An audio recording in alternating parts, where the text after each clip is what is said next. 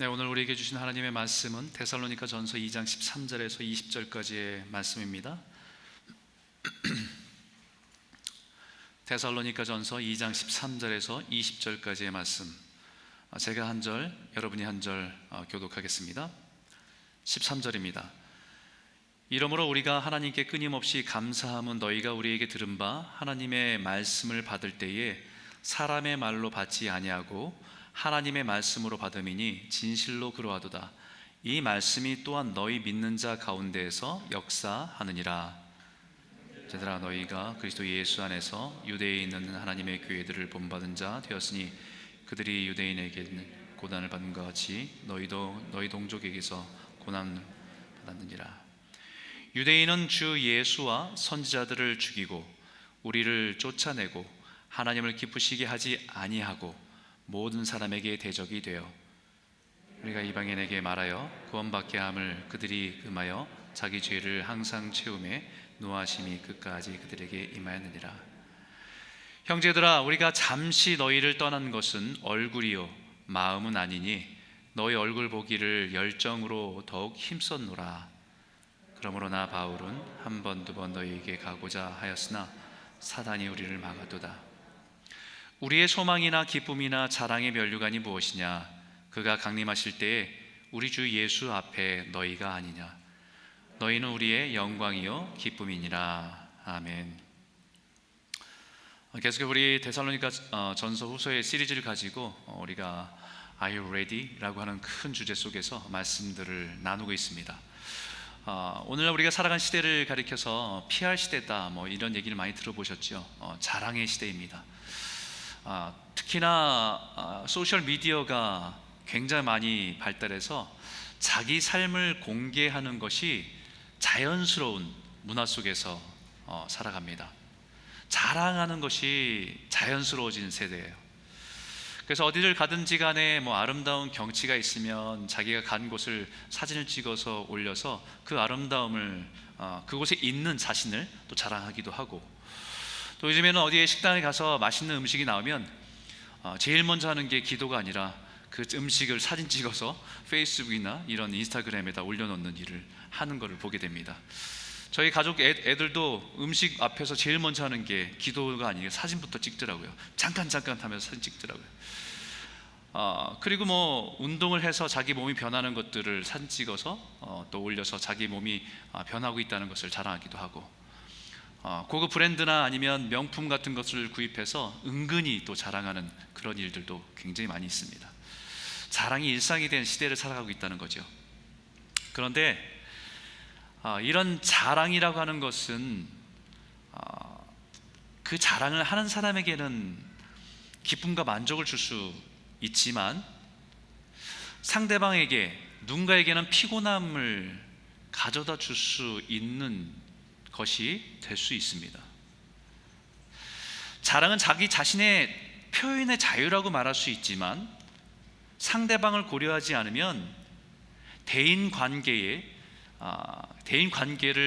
깨트릴 수 있는 위험을 갖고 있는 게 자랑입니다. 누군가의 지나친 자랑은 앞에서는 사람들이 누구나 박수 쳐주고 좋아요를 표시해주고 페이스북 많이 하지만 사실 뒤에서는 그 사람과 거리를 두는 일들이 많다는 것입니다. 그래서 아무리 자랑이 일상이 된 시대이지만 우리가 주변 사람들을 생각하고 또 배려하는 지혜가 또한 필요한 시대를 살아가고 있다는 것을 깨닫게 됩니다. 그런데 그렇게 본인의 자랑에 대해서는, 본인의 집에서 일어나는 본인의 개인적인 상황에 대해서 자랑에 대해서 굉장히 인색할 정도로 겸손하신 분도 절제가 안 되는 자랑이 있대요. 자기 자랑에 대해서는 굉장히 절제하고 그렇게 사람들 앞에서 말하지 않고 겸손하게 이렇게 하시는 분들도 절제가 안 되는 자랑이 있다고 합니다. 그 자랑이 뭐냐면 손주자랑입니다. 손주자랑. 할아버지 할머니들은 손주가 태어나고 나면은 사람들을 만나면 그렇게 손주들 자랑하고 싶답니다. 너무너무 자랑하고 싶대요. 그래서 한간에는 손주 자랑하려면 돈을 내놓고 자랑하라 이렇게 얘기하는데, 돈을 내고서라도 커피를 사더라도 밥을 사더라도 자랑하고 싶은 것이 손주자랑이라고 얘기해요. 아마 손주자랑은 본능에 가까운가 봐요. 뭐 자랑의 내용이 뭐 있겠습니까? 그 어른들이, 할아버지 할머니들이 자랑하는 것을 보면 그렇게 그 손주들이 방긋방긋 웃는 모습이 이쁘다는 거예요. 누굴 닮아서 그렇게 똑똑한지 모르겠다는 겁니다. 또 음악이 나오면 춤만 추는데 어디서 배웠는지 너무 모르겠다는 겁니다. 잘 들어보면 다 모르겠다는 거예요. 모르겠대요. 근데 한 가지입니다. 공통점은 한 가지로 모아집니다. 자기를 닮아서 이쁘다는 거예요. 자기를 닮아서 너무너무 이쁘다는 겁니다. 자기의 생명을 나눠줬기 때문에, 자기의 생명을 나눈 존재이기 때문에 그 아이가 반응하는 것, 웃어주는 것, 자라가는 것, 모든 게 이쁘고 사랑스럽다는 겁니다. 사도 바울도 데살로니가 교회 성도들을 보면서 이런 자랑하고 싶은 마음이 가득해요.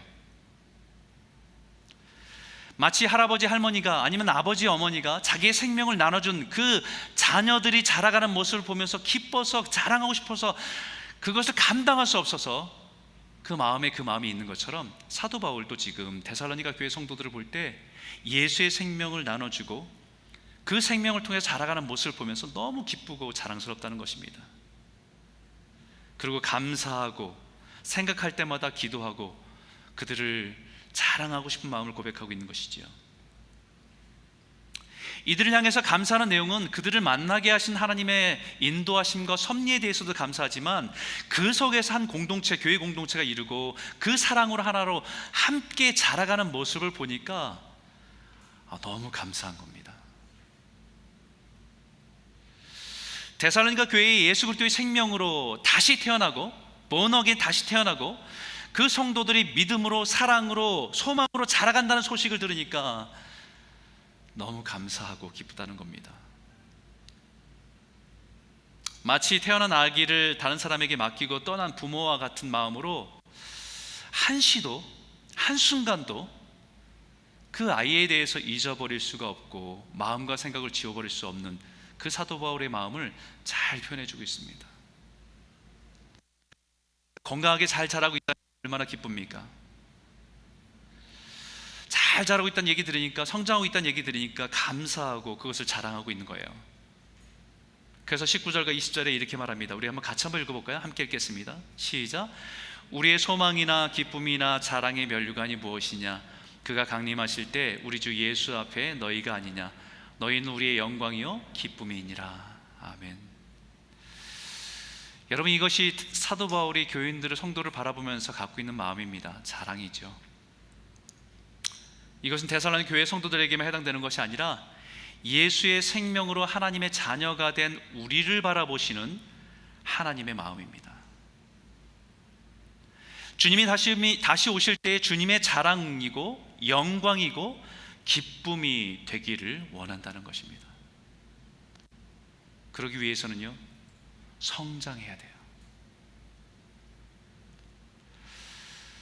아이들이 자라가는 모습을 볼 때 부모가 기뻐하는 모습이 귀엽다라고 표현하면서 자랑하는데, 그리고 그것을 너무 사랑스럽게 여기는데, 그 아이의 그 모습이 그 나이에 머물러 있다고 한다면 더 이상 그것은 자랑이 아니라 근심거리가 됩니다. 부모의 생명을 받은 아이가 날마다 성장하는 것, 부모의 기쁨이요 감사입니다.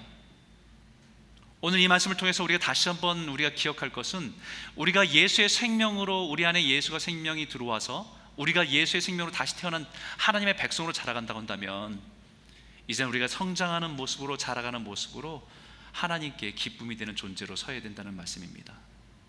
이 말씀을 통해서 다시 한번 우리의 영적인 성장이 멈췄던 분들에게는 다시 성장하는 기회가 되고 주님 앞에 기쁨과 감사로 서는 저와 여러분 모두가 되시길 주의 이름으로 축원합니다.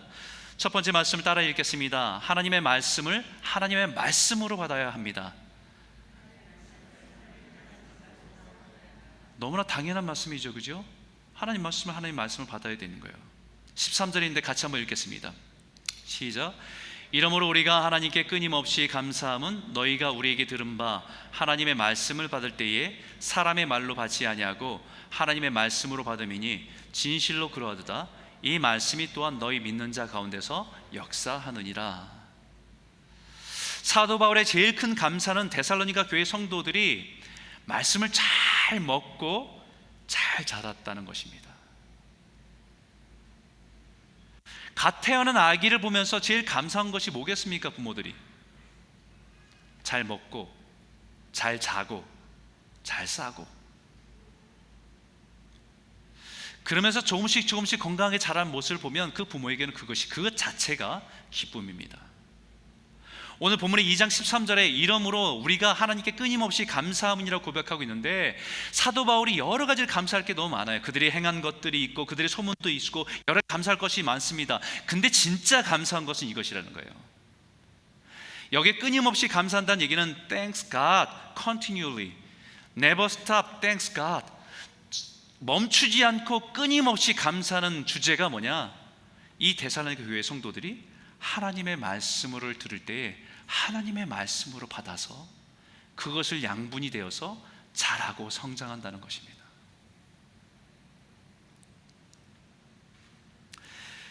이것을 유진 피터슨 교수는 메시지라고 영어 성경에 이것을 잘 표현하기 위해서 뭐에 비유했냐면 자분정이라고 아세요? 자분정?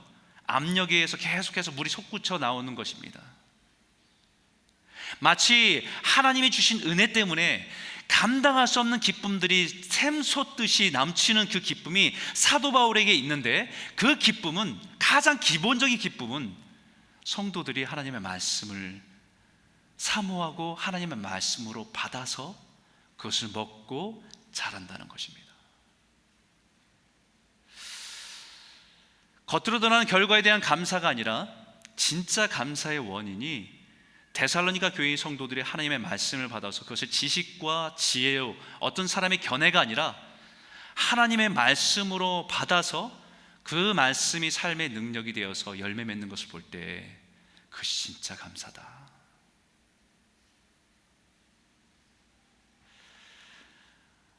여기에 하나님의 말씀을 받을 때에 사람의 말로 받지 아니하고 하나님의 말씀으로 받음이니 라고 이렇게 받는다는 표현을 썼습니다. 이 받는다는 표현에서 여기서 쓴 것은 파랄람바노라는 단어를 썼는데, 이게 파라라고 하는 거하고 곁에라고 하는 뜻의 파라라고 하는 거고 람바노라고 하는 받는다라고 하는 의미가 합쳐진 겁니다.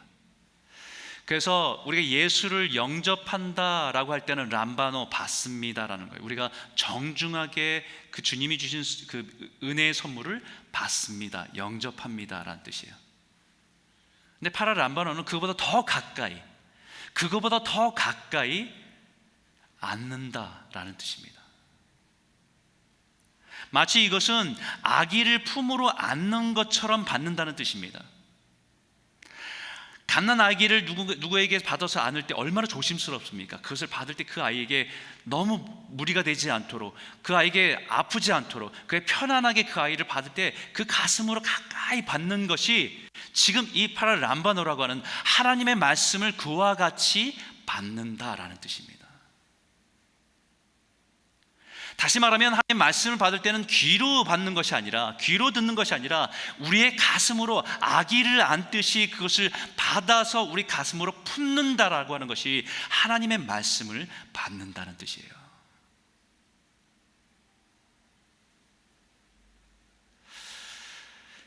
요즘 팬데믹 이후에 많은 사람들 사이에서 우리가 유튜브를 참 많이 보십니다. 그죠? 유튜브. 요즘엔 TV도 잘 안 보잖아요. 다 유튜브만 보시는 것 같아요.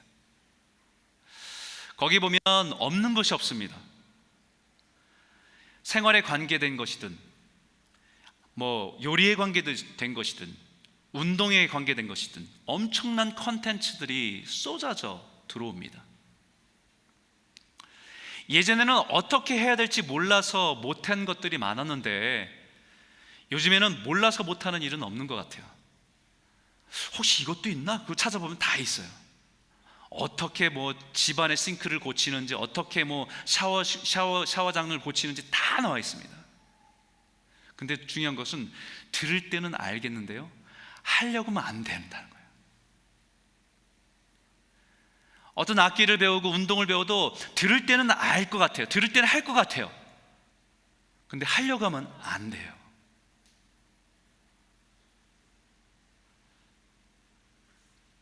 귀는 알아듣는데, 알아들을 때는 그것이 내 수준이 그 정도 될 것 같은데 하려고 하니까 안 되더라는 겁니다. 마치 오늘 우리의 영적인 모습이 그와 같지 않을까라는 생각을 해봅니다. 좋은 설교도 많고 좋은 강의도 많고 찾으면 얼마든지 있습니다. 탁월한 언변과 재치로 사람들을 울리고 웃기고 감동까지 주는 설교들 너무 많습니다. 좋은 설교를 들으면 자기의 우리 영적인 수준이 그와 같이 높아진 것 같은 착각을 들게 만들 정도입니다. 그러나 정작 삶에서는 아무런 능력으로 나타내지 못하는 그 수준에 머물고 있는 것은 아닌가, 그런 생각을 해봅니다. 사도 바울은 데살로니가 교회 성도들은 하나님의 말씀을 가슴으로 받아서 자신 안에 그것을 소화해내고 자신의 삶으로 살아냈기 때문에 그들의 삶 가운데는 능력과 힘이 있었다라고 말합니다. 열심히 다른 사람을 섬기는 일에 아름답게 나타나는 것도, 믿음으로 자신의 삶의 현장에서 실천하며 살아가는 것도 어려운 현실이지만 그 소망을 잃어버리지 않고 인내하며 살아갈 수 있었던 힘도 결국은 하나님의 말씀을 가슴으로 받아 그 삶에 녹아졌고 그 삶에서 그 능력이 나타났기 때문이다라는 말씀이에요. 목회자로서 사도 바울의 마음을 전적으로 동의하게 됩니다. 목회자로 성도님들을 위해서 기도하면서 여러 가지 감사할 내용들을 참 많이 경험하게 됩니다. 그 자녀들이 참 잘 되는 것을 들을 때 고맙지요. 감사하지요. 경제적으로 안정되고 하시는 일들마다 잘 된다는 얘기를 들으면 제일 기쁩니다. 또 목회자로서 더 큰 감사의 내용은 그 한 분 한 분들이 하나님의 말씀을 가지고 그 말씀으로 살아가려고 하는 그 은혜를 가지고 살아가는 모습을 보면 제일 큰 감사예요. 여전히 힘들지만, 여전히 어렵지만, 그러나 하나님의 말씀을 가슴에 담아서 살아내려고 하는 그 모습, 작은 은혜 하나 붙들고 살아가는 그 모습, 그 모습을 볼 때 가장 기쁘고 보람되고 행복한 순간이 아닌가 생각됩니다. 오늘 다시 이 말씀을 우리가 다시 받으며 사람의 말이 아니라 하나님의 말씀으로의 가슴으로 담아 우리의 삶에 은혜와 능력으로 나타난 열매가 있기를 주의 이름으로 축원합니다. 두 번째 말씀을 같이 한번 읽어볼까요? 따라 읽겠습니다. 고난을 믿음으로 받아들여야 합니다. 우리 14절에 있는 말씀인데 같이 한번 읽겠습니다. 시작. 형제들아, 너희가 그리스도 예수 안에서 유대에 있는 하나님의 교회를 본받은 자 되었으니 그들이 유대인들에게 고난을 받음과 같이 너희도 너희 동족에게서 동일한 고난을 받았느니라. 아멘. 여러분, 그것을 전하는 사람의 말씀이 설교를 통해서 전해지지만 그 말씀이 하나님께서 나를 향한 말씀으로 받아들여질 때 그 말씀이 우리의 삶이 되기를 원한다는 것입니다. 그 말씀이 우리의 삶의 능력이 될 때 우리의 삶에는 살아내는 능력, 살아가는 능력, 그리고 하나님의 역사하심이 나타날 수 있다는 거죠. 왜냐하면 13절에 후반에 이렇게 말합니다. 이 말씀이 또한 너희 믿는 자 가운데에서 역사하느니라. 믿는 자 가운데서 역사하는 힘이 있다는 것이죠. 믿는 사람에게 능력이 나타난다는 약속입니다. 어떤 힘과 능력이냐면요, 14절에 형제들아, 너희가 그리스도 예수 안에서 유대에 있는 하나님의 교회를 본받는 자 되었으니 그들이 유대인들에게 고난을 받음과 같이 너희도 너희 동족에게서 동일한 고난을 받았느니라. 고난 가운데 드러나는 힘과 능력입니다. 하나님의 말씀이 뿌리 내지 못하면, 우리가 귀로만 듣고 그 말씀이 그냥 흘러가는 말씀으로만 지나간다고 한다면 우리는 우리의 삶 가운데 여러 가지 환경이 변하면 우리는 그것을 살아낼 수 있는 능력이 참 없습니다. 무기력하게 넘어지고 실족하게 됩니다. 고난을 이겨낼 수 있는 힘과 능력이 없습니다. 내가 원하지 않는 결과와 상황을 바라보면서 이겨낼 수 있는 힘과 능력을 나타낼 수가 없습니다. 말씀이 자라서 그 안에 역사하는 사람들은 고난을 넉넉히 이길 수 있는 힘과 은혜가 있습니다. 초대교회에 있는 예루살렘 교회에는 핍박과 박해가 심각했습니다. 그 핍박 때문에 그리스도인들이 교회에서 다 쫓겨나고 떠돌이로 다녀야 되는 형편과 상황을 맞이했습니다. 거기다가 기근과 어려움 가운데 처해진 상황 가운데 있었습니다. 그러나 그 고난 가운데 믿음을 지키고 살아내는 능력도 있었습니다. 고난 속에서 견고하게 세워져가는 믿음이었습니다. 그러기 위해서는 반드시 한 가지, 고난을 믿음으로 받아들여야 됩니다. 본문의 고난을 받음 같이 고난을 받는다라고 표현합니다. 고난을 당했다라고 표현하지 않고 고난을 받는다, 고난을 받아들였다라고 표현합니다. 근데 우리는 우리 인생의 여러 가지 고난을 만나면 우리 마음에 내가 왜 이러는 고난을 당해야 하지라고 하는 의문과 함께 고난을 거부하는 것, 그것이 우리에게는 자연스러운지 모릅니다. 그러나 분명하게 우리에게 말하는 것은 고난을 당하는 것이 아니라 고난은 받는 것입니다. 고난을 받아들인다는 의미는 그저 내 삶에 당한 어려움과 고통을 운명이라고 생각하고 살아간다는 이야기가 아닙니다. 내 인생에 펼쳐진 그런 모든 어려움들을 나의 팔자라고 받아들이며 생각하고 살아가는 말이 아닙니다. 고난을 받아들인다는 말은 고난도 하나님의 주권 아래에 있다는 것을 인정한다는 것입니다. 마치 폭풍과 먹구름이 밀려오는 인생의 고난 앞에서 그 하늘을 보지만, 그 먹구름을 보지만 분명한 것은 그 먹구름 뒤에 찬란한 햇빛이 여전히 있음을 바라보고 있는 것입니다. 지금은 그 고난의 뜻과 의미를 다 이해할 수 없지만 분명한 것은 그 또한 하나님의 주권 아래 있다는 것을 믿는 것입니다. 여기 두 가지 그림이 있는데요,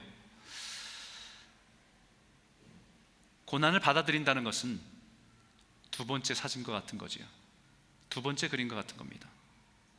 무겁고 힘겹고 고통스럽지만 모든 고난도 하나님의 주권 아래 있음을 믿으며 그 무거운 짐을, 무거운 바벨을 들어 올리기로 받아들이는 것입니다. 고난은 힘겹지만 믿음으로 살아가기로 받아들이는 것입니다. 현실은 지치지만 말씀으로 싸워 이기며 살아가기로 결정하는 것입니다. 구약의 다니엘의 신앙처럼 나라를 잃어버리고 포로로 끌려간 비참한 신세에 있었지만 아무리 보아도 나라가 회복할 가능성이 보이지 않지만 그 순간에 그 고난을 받아들이고 자신의 신앙을 타협해서 바벨론 사람처럼 살아가기로 결정하는 것이 아니라 자신의 신앙을 타협하지 않고 그 고난을 받아들이되 하나님의 뜻을 지키며 믿음을 지키며 자신이 누구인지를 잃어버리지 않으며 살아가기로 결정하는 것이, 그것이 고난을 받아들인다는 뜻입니다.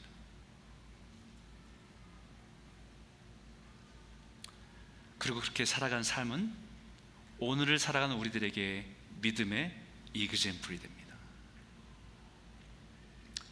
모든 고난 속에는 하나님의 말씀으로 견고히 서 있는 신앙은 자신에게도 고난 가운데 유익이 되지만 다른 사람에게도 유익이 됩니다.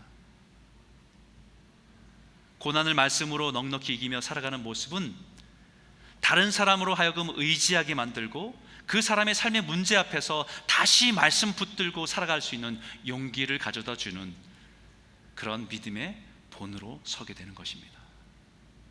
그래서 유대인은 하나님의 교회들을 본받는 자가 되었으니 라고 말하고 있듯이 유대인은 하나님의 백성들, 유대인은 예루살렘의 교회 성도들이 고난 앞에서 말씀 붙들고 그것을 이겨내며 살아가는 그 모습이 이 데살로니가 지역에 있는 성도들에게 도전이 돼서 그들 또한 그 고난 앞에서 굴복하지 않고 믿음으로 살아갈 수 있는 이그젬플이 되었다는 것을 말씀하는 것이지요. 이들이 만나서 가르친 적도 없습니다. 신앙에 대해서 말한 적도 없습니다. 하지만 그들이 살아가는 그 모습이 데살로니가 교회 성도들에게는 믿음의 샘플이 되었고 믿음이 본이 되었다라고 말씀하고 있는 것이죠. 믿음의 모델과 믿음의 본이 되어서 다른 고난 가운데 있는 자들을 돕는 자리에 있게 된다는 말씀입니다. 내 자신의 고난의 문제 앞에서 말씀을 붙들고 서 있는 것이 다른 사람을 돕는 겁니다. 내가 직면한 이 고난 앞에서 내가 말씀으로 이겨내면서 그 말씀 가지고 살아가는 그 모습이 우리 자녀에게 믿음의 본이 되는 것입니다.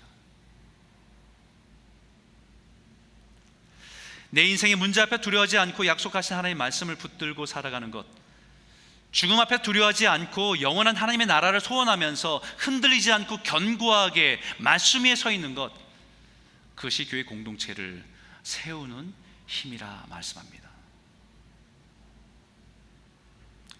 저와 여러분의 삶이 말씀 위에 역사하는 힘과 능력으로 살아가는 은혜가 있기를 소원합니다. 우리 삶 가운데 당하는 모든 경험하는 모든 고난 앞에서 두려워하지 않고 그 말씀을 그 고난을 받아들이고 하나님의 신실하심을 의지하며 믿음 안에 말씀 위에 견고히 서 있는 저와 여러분 모두가 되시기를 주의 이름으로 축원합니다. 세 번째는 몸이 아닌 마음으로 연결되어 있어야 한다라는 것이지요. 우리가 주님 앞에 성장하는 것에 대해 말씀하는 거예요. 17절인데 우리 한번 같이 한번 읽어볼까요? 함께 읽겠습니다. 시작. 형제들아, 우리가 잠시 너희를 떠난 것이 얼굴이요 마음은 아니니 너희 얼굴 보기를 열정으로 더욱 힘썼노라.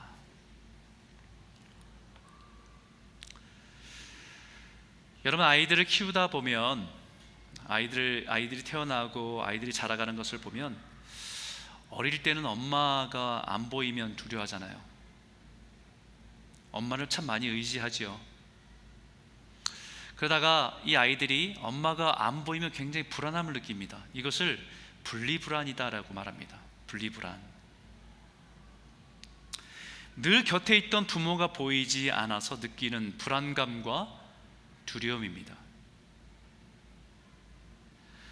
근데 이 아이가 이제 조금 자라서 프리스쿨을 보내야 되고 데이케어도 보내야 되고 학교도 보내야 되는데 이 아이가 떨어지지 않으려고 하고 떨어지는 것을 두려움 가운데 있다고 한다면 이것은 부모에게는 큰 근심거리입니다.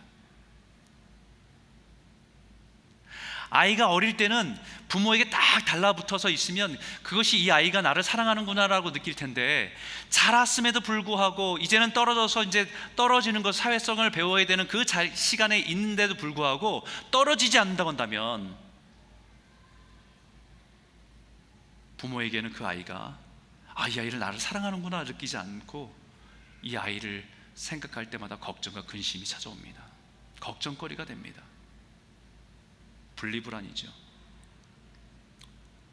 이 아이들이 이 분리불안을 극복하는 데 꼭 필요한 것은 아이들이 눈앞에 부모가 보이지 않아도 여전히 곁에 있다라고 하는 그 사실을 받아들이고 부모를 신뢰하는 법을 배울 때에 이 분리불안을 극복할 수 있습니다.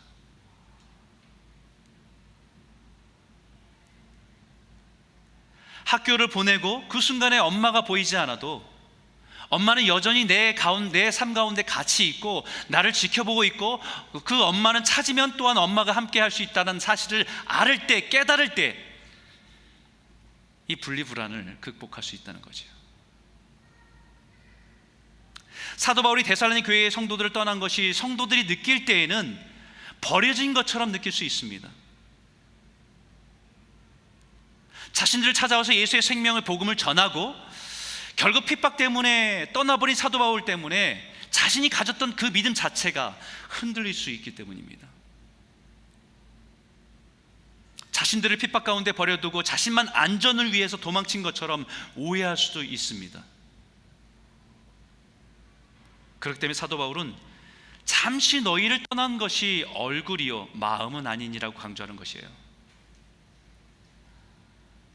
사도 바울의 마음은 데살로니가 성도에게 있었습니다. 한 번도 떠난 적이 없다는 거예요.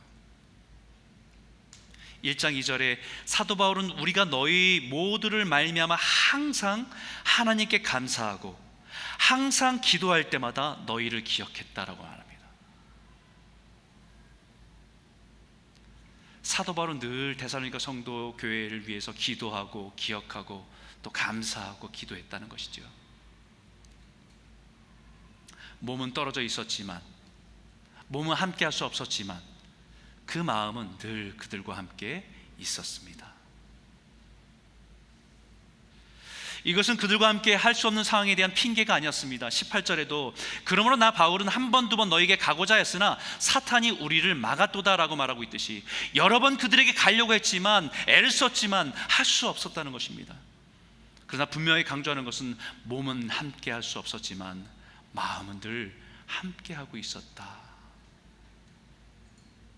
그것을 기억해 달라는 것이죠.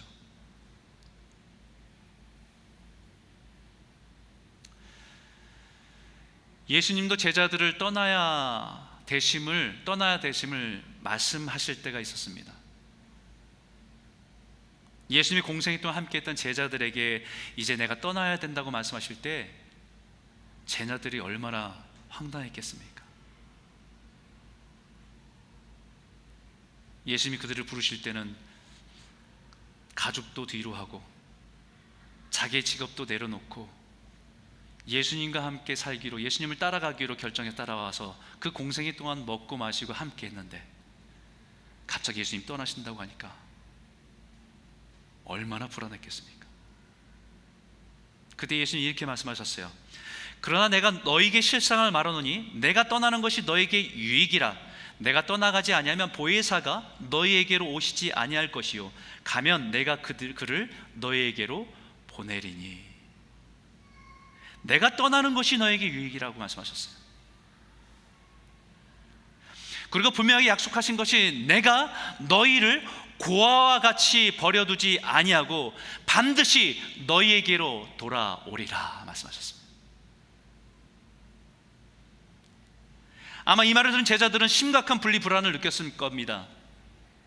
예수님이 없는 제자의 삶, 예수님이 없는 수많은 핍박하는 유대인들이 가득한 그 세상 속에서 예수의 제자로 살아가는 삶, 엄청난 두려움으로 밀려왔을 겁니다. 데살로니가 성도들도 사도 바울의 부재 속에서 느낀 두려움이 있었습니다. 우리 이 땅에 혼자 살아가야 하는 것처럼 느껴진다는 것이지요. 그때 꼭 기억할 것은요, 주님은 우리를 고아와 같이 내어버려 두지 않으신다라는 것입니다. 그리고 제자들에게 당부한 것이 이 말씀이잖아요. 같이 한번 읽어볼까요? 함께 읽겠습니다. 시작. 내가 진실로 진실로 너에게 이르노니 너희가 무엇이든지 아버지께 구하는 것을 내 이름으로 주시리라. 지금까지는 너희가 내 이름으로 아무것도 구하지 아니하였으나 구하라 그리하면 받으리니 너희 기쁨이 충만하리라. 예수님께 떠나신다 말씀하시고 떠나는 것이 유익이라 말씀하시면서 그들에게 당부하는 것 한 가지입니다. 예수님의 부재 속에 살아가는 방법, 그것은 기도입니다. 아버지께 구하라. 하나님의 얼굴을 구하고 은혜를 구하라는 것입니다. 사도 바울도 얼굴을 함께 할 수 없지만 매 순간 기도하며 그들과 함께함을 기억하라고 말하고 있습니다. 기도는 하나님과 우리를 연결해 줍니다. 기도는 성도와 성도를 연결해 줍니다. 그래서 코로나로 인해서 서로의 거리를 두는 이 시기에 기도는 우리에게 더욱 중요한 것으로 우리는 분명히 기억해야 됩니다. 우리가 늘 얼굴은 같이 있으나 마음이 멀어진 사람보다는 얼굴은 떨어져 있으나 마음으로 같이 하는 사람이 더 깊은 친밀감을 누리는 것을 압니다. 함께 얼굴을 막 보지만 마음을 나누지 못하는 것, 그것은 고통입니다. 오늘 우리가 코로나로 인해서 여러 가지 변하고 있습니다. 여러 가지가 변해요. 우리의 신앙에 영향을 참 많이 미칩니다.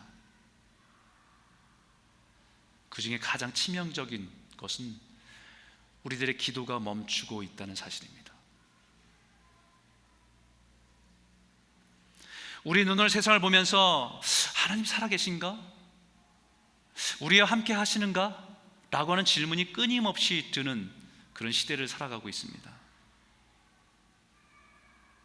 마치 바벨론과 같은 세상에 믿음을 가지고 살아간 성도와 교회가 고아와 같이 버려진 것은 아닌가라고 하는 의심이 들 정도입니다. 마치 부모가 보이지 않아서 분리분할을 느끼는 아이처럼 우리의 신앙이 흔들리는 시대입니다. 그럴수록 이 시대를 살아가는 가장 중요한 것은 기도입니다. 기도의 회복입니다. 기도는 마지막 세대를 살아가는 성도들에게 생명줄입니다. 중국의 문화혁명으로 모든 선교사를 다 몰아내고 이제 중국의 기독교는 끝이 났다라고 판단할 때 그 숨어서 지하교에서 신앙을 지킬 수 있었던 힘이 기도입니다. 로마 기독교를 공인을 해서 국교로 정하기 전까지는 기독교는 핍박받는 종교였고 박해받는 종교였고 희생하는 그 자리에 있을 때에 그 성도들이 살아낼 수 있는 힘은 기도였습니다. 모든 것이 다 무너지고 예수를 믿는 사람들이 핍박받고 죽음당하는 그 시대에 하나님이 살아계시지 않는 것처럼 하나님의 능력과 역사는 보이지 않는 그 시대 속에서 성도는 기도로 살아냈습니다.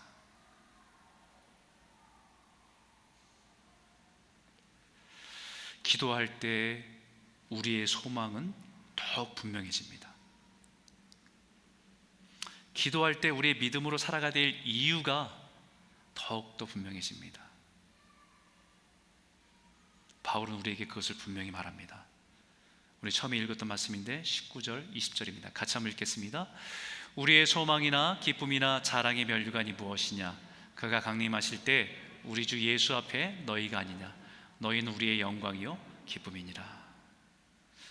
사랑하는 성도 여러분, 저와 여러분이 힘겨운 시대를 믿음으로 살아내시기를 소원합니다. 그리고 예수의 생명을 받은 자로서 날마다 하나님의 말씀을 내 가슴으로 받아 먹고 소화해내서 그 삶의 말씀의 능력으로 살아내는 은혜 있는 성도로 강건해지기를 소원합니다. 그래서 이 어두운 시대에 오히려 기도가 더 깊어지고 마음과 마음이 하나 되고 주님 오심을 준비하여 깨어있는 성도들이 다 되시기를 주의 이름으로 축원합니다. 그 앞에 설 때에 우리는 의의 면류관, 나는 보잘것없지만 믿음으로 살았다는 우리의 주시는 하나님의 의의 면류관, 그 자리 앞에서 우리가 주님의 영광과 기쁨으로 서는 저와 여러분 모두가 되시길 주의 이름으로 축원합니다. 기도하겠습니다.